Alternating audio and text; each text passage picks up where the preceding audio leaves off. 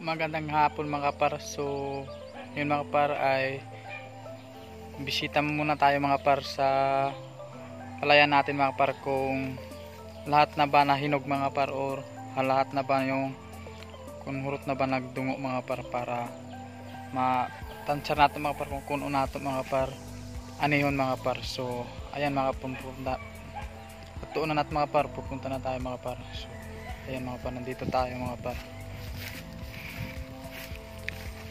Yan mga par, bisitahin muna natin mga par para makasiguro tayo mga par. Mga par,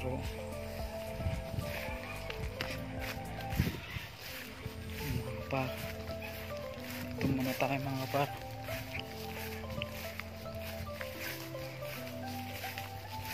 So bisitahin natin mga par kung tanan na ba ng dungo, para matansar na ito kung umaani mga par. So dari ta sa tanuman namo mga par, bisita anay ta kadali.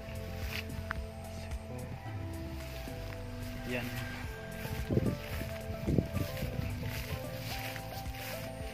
mga par, may kuan upa ini mga par, upa medyo zay kuan mga par, patay za ngani kuan uno to nga yan, ito dahon ini zay amay ni upa mga par. Zay upa di gazud kapugnan mga par, di kalikasan gazud zaoy gazud mga upa. Zay iba na susop nan mga kuan, mga insekto din yun.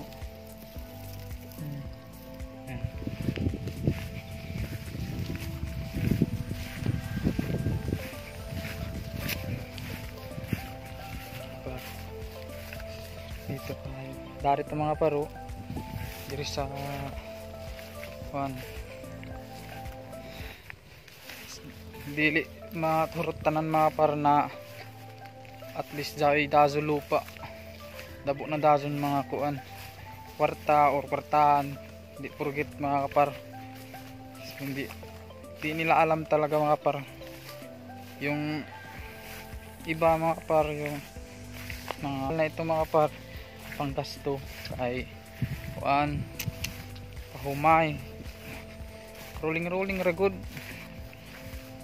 makaginansya gamay, bali gamay, utang na sa bali utang.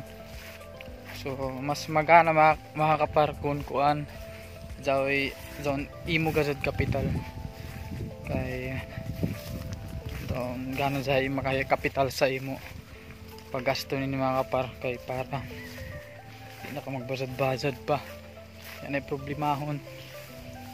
So ayan mga par, dito na tayo mga par, di na ka sumadugay mga ani.